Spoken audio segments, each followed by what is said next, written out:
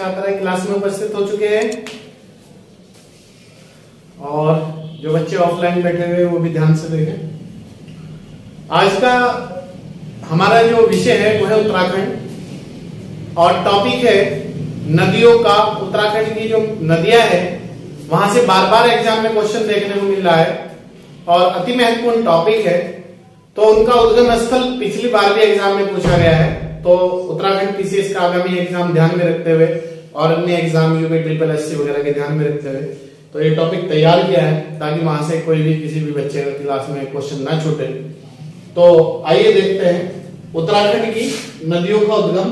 उद्गम कहते हैं जहां से वो निकलती है, ठीक है, का स्थान। तो देखते हैं क्या है। आइए देखिए, एक सीक्वेंस में एक ऑर्डर में दिया हूं मैंने आपको, लंबाई के अनुसार भी बाई चांस पूछ लेता है क्वेश्चन। जैसे आपकी उत्तराखंड की सबसे जो बड़ी नदी है वो है काली और काली का दूसरा जो नाम है वो है शारदा या शारदा का दूसरा नाम काली, ठीक है। इसका जो उद्गम होता है वो लिपू लेक से होता है, लिपू लेक। और लिपू लेक कहां पर है? पिथौरागढ़ में, ठीक है, पिथौरागढ़। और ये जो बहती है ये टनकपुर तक बहती है, टनकपुर। और ये जो टनकपुर है आपका ये चंपावत में है, ठीक है।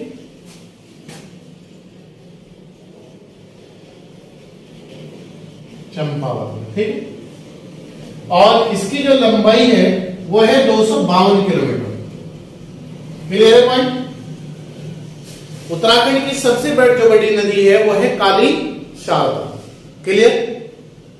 ये इसका उद्गम कहां से होता है, निकलती कहां से है? ये लिपुलेख दर्रे से, लिपुलेख पिथौरागढ़ में है, ठीक है।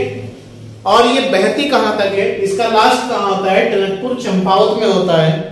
और इसकी लंबाई कितनी है? 252 किलोमीटर। क्लियर? दूसरी नदी है, इसके बाद दूसरा स्थान है बहने में भागीरथी। भागीरथी ये निकलती है गोमुख से और गोमुख कहां पर है? उत्तरकाशी में है, उत्तरकाशी, ठीक है। और ये जो बहती है देवप्रयाग तक बहती है, देवप्रयाग, ठीक है। और इसकी जो लंबाई है वो है 205 किलोमीटर। क्लियर है? देवप्रयाग तक बहेगी, लंबाई है 205 किलोमीटर। इसके बाद अलकनंदा। अलकनंदा जो है आपकी उद्गम जो इसका स्थान है वो है सतोपंथ हिमनद। हिमनद कह लो, ग्लेशियर कह लो, एक ही बात है सब, ठीक है। सतोपंथ हिमनद। और ये जो बहती है देवप्रयाग तक बहती है। और इसका जो लंबाई है वो है 195 किलोमीटर, ठीक है। दूसरा पॉइंट है हमारी कोसी। कोसी ये आपकी जो उद्गम होता है कोसी नदी का वो होता है कोसानी से। कोसानी जो है वो बागेश्वर में है, ठीक है। कोसी नदी पूछता है बार बार कहां से निकलती है? बागेश्वर से, कोसानी नामक स्थान से, ठीक है, बागेश्वर में है। और ये कहां तक बहती है? सुल्तानपुर तक, ठीक। और 168 किलोमीटर इसकी लंबाई है। क्लियर है? दूसरा पॉइंट पश्चिमी रामगंगा। इसे रतवाहिनी कहा जाता है, आप याद रखना, रतवाहिनी नदी है, ये पूछा जा सकता है रतवाहिनी नदी किसे कहा जाता है? तो पश्चिमी रामगंगा को। ये निकलती है आपकी दोधातोली से।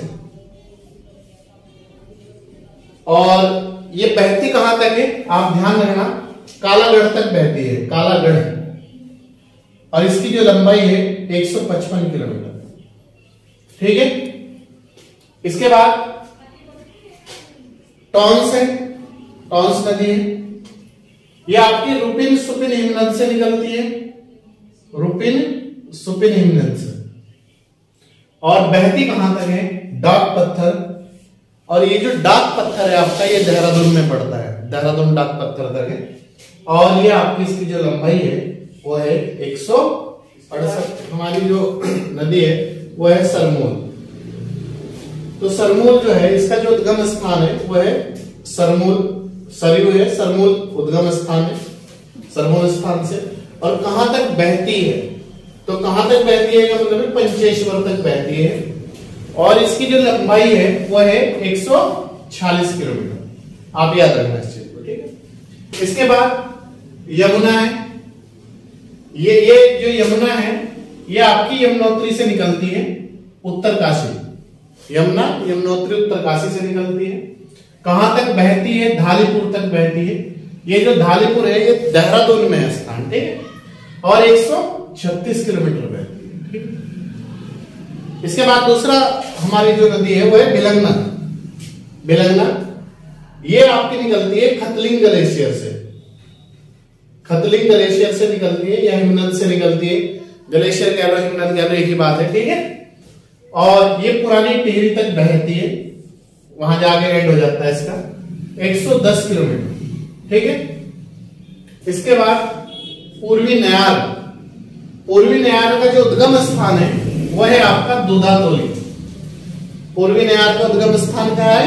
दूधातोली। और कहां तक बहती है? सतपुली तक 109 किलोमीटर बहती है। ध्यान रखना, पूर्वी नयार का उद्गम स्थल क्या है? दूधातोली। कहां तक बहती है? सतपुली तक। कितने किलोमीटर बहती है? 109 किलोमीटर बहती है, ठीक। इसके बाद पूर्वी रामगंगा। पूर्वी रामगंगा जो है उसका जो उद्गम होता है वो है पोटिंग हिमनद से। और बहती कहां तक है? रामेश्वर तक। कितने किलोमीटर बहती है? 108 किलोमीटर बहती है, ठीक है। एक बार फिर बता रहे हो, पूर्वी रामगंगा का उद्गम होता है पोटिंग हिमनद से, ठीक है। कहां तक बहती है? रामेश्वरम तक बहती है। कितने किलोमीटर बहती है? 108 किलोमीटर बहती है, क्लियर। इसके बाद गौरी गंगा। गौरी गंगा में जो उद्गम होता है वह है आपका मिलन हिमनद से। मिलन हिमनद पिथौरागढ़ में है, ठीक है। और कहां तक बहती है? जोलजीवी तक। जोलजीवी भी पिथौरागढ़ में है, ठीक है। जोलजीवी का मेला भी पिथौरागढ़ में लगता है, याद रखना। कितने किलोमीटर बहती है? 104 किलोमीटर बहती है, ठीक है। एक बार फिर बता रहा हूं, गौरी गंगा कहां तक उद्गम है? मिलन हिमनद तक। कहां तक बहती है? कहां तक बहती है? जोलजीवी पिथौरागढ़ तक। और कितने किलोमीटर? 104। हमारी नदी है पिंडर नदी, तो ये आपकी निकलती है पिंडारी ग्लेशियर से या हिमनद से, एक ही बात है, ठीक है। पिंडर नदी पिंडारी हिमनद या ग्लेशियर से निकलती है। और बहती कहां तक है? आप याद रखना, कर्णप्रयाग तक। और कितनी लंबाई है इसकी? इसकी जो लंबाई है वो है 105 किलोमीटर, ठीक है। इसके बाद गंगा है। गंगा जो है आपकी देवप्रयाग से निकलती है। मतलब देवप्रयाग के बाद इसका नाम गंगा पड़ता है, आप याद रखना, ठीक है। और बहती कहां तक है? हरिद्वार सीमा तक, क्योंकि हरिद्वार के बाद फिर यूपी आ जाता है, तो फिर यूपी में एंट्री कर जाती है। तो ये जो बहती है देवप्रयाग से हरिद्वार की सीमा तक, ये है 96 किलोमीटर, ठीक है। ये कई बार क्वेश्चन आ भी चुका है एग्जाम में कि गंगा की लंबाई कितनी है उत्तराखंड में, ठीक है। उसके बाद विष्णु गंगा या धौली गंगा, याद रखना, विष्णु गंगा को ही धौली गंगा के नाम से जाना जाता है। ये निकलती है आपकी देववन से, देववन हिमानी से। और बहती कहां तक है? विष्णु प्रयाग तक 94 किलोमीटर, ठीक है। विष्णु गंगा या धौली गंगा उद्गम होता है आपका इसका देववन से, विष्णु प्रयाग तक बहती है ये आपकी, और 94 किलोमीटर बहती है, ठीक है। उसके बाद है हमारी पश्चिमी नयार, दूधातोली तक। दूधातोली तक निकलती है, दूधातोली से निकलती है।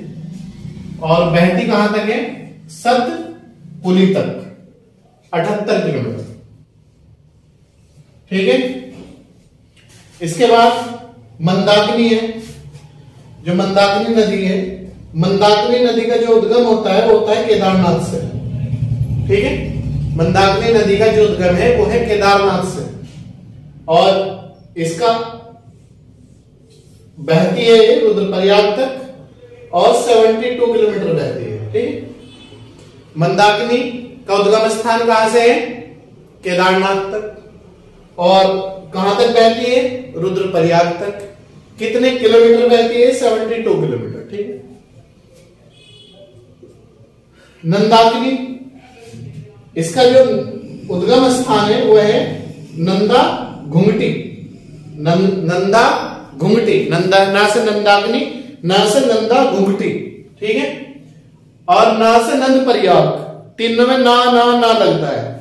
निकलने का स्थान भी नंदा घुंघटी है और अंतिम जहां तक बहती है वो नंद प्रयाग है। ना से ही बनता है। ठीक है। और कहां तक बहती है? नंद प्रयाग तक 56 किलोमीटर। ठीक है। तो ये कुछ हमारी जो अति महत्वपूर्ण नदियां थी जो हर एग्जाम में बार बार उत्तराखंड की पूछी जा रही है। तो ये आज के जो हमारा टॉपिक है उत्तराखंड का, ये आपके लिए अति महत्वपूर्ण टॉपिक है। Very very most important topic है। आप 10 से 15 साल का अगर उत्तराखंड के पेपरों का पीसीएस से लेके ग्रुप सी तक एनालिसिस करेंगे, पढ़ेंगे उन्हें, तो आपको देखने को मिलेगा कि कोई भी एग्जाम ऐसा नहीं है जो आज की क्लास है हमारी उसमें कोई क्वेश्चन आया हो उद्गम स्थान से या अंतिम बहने तक या लंबाई तक, वो कोई भी क्वेश्चन आपका आज की क्लास से बाहर नहीं होगा नदियों का। ठीक है। अगर उसमें ये पूछा होगा उद्गम स्थान कहां पर है, कहां तक बहती है, कितनी लंबाई है किलोमीटर, तो ये सब क्वेश्चन आपके आज की क्लास से बाहर नहीं है। ठीक है। तो आप बहुत अच्छी तरीके से मेहनत करिएगा और मिलते हैं आपसे नेक्स्ट क्लास में। तब तक आप अपनी पढ़ाई को आगे बढ़ाएं।